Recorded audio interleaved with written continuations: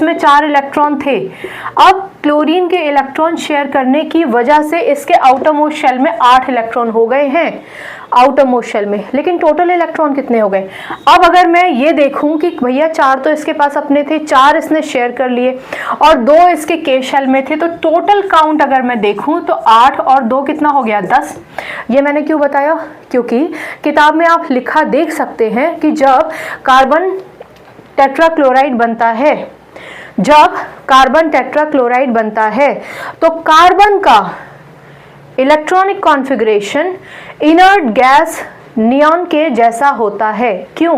क्योंकि नियॉन जिसे हम Ne से रिप्रेजेंट करते हैं, उसका टोटल इलेक्ट्रॉन काउंट 10 होता है, और जब कार्बन ने अपने आप को स्टेबल करने के लिए अपने आउटर मोस्ट शेल में 4 इलेक्ट्रॉन शेयर किए और जो इसके पास पहले से के शेल में इलेक्ट्रॉन थे उनका टोटल काउंट किया तो वो भी 10 हुआ।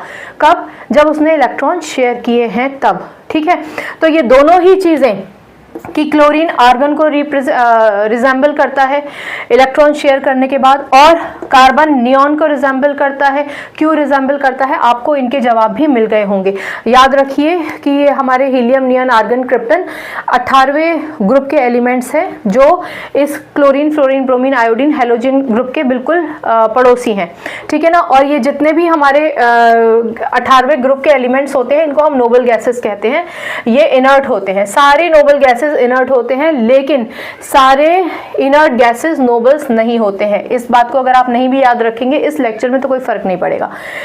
चलिए, तो अब अल्टीमेटली इस पूरे लेक्चर से हमने क्या कंक्लूड किया? हमने ये कंक्लूड किया कि ये जो हमने स्ट्रक्चर बनाया है, this is electron dot structure.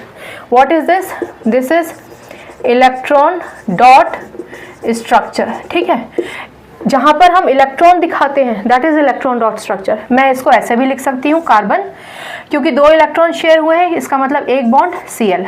2 electron share हुए हैं, 1 बॉन्ड Cl। 2 इलेक्ट्रॉन शेयर हुए हैं, जब कभी भी 2 इलेक्ट्रॉन शेयर होते हैं ना तो 1 बॉन्ड आता है, तो Cl, और क्योंकि यहाँ भी 2 इलेक्ट्रॉन शेयर हुए हैं इसलिए Cl। क्लियर हो गया? जरूरी नहीं है कि मैं ऐसे लिखूं, मैं इसको ऐसे भी लिख सकती हूँ, CCl4, यानी कि कार्बन 1 और क्लोरीन कितने? 4। क्लोरीन कितने? 4। ठीक है, अब ये क्या बन गया है? ये बन गया है हमारा कंपाउंड। कंपाउंड का क्या मतलब होता है? जब डिफरेंट एलिमेंट जुड़ जाते हैं तो वो कंपाउंड कहलाया जाता है। ठीक, अब देखो ये क्या है? कार्बन टेट्रा मतलब 4 क्लोराइड। ठीक है, या फिर टेट्रा क्लोरीन अगर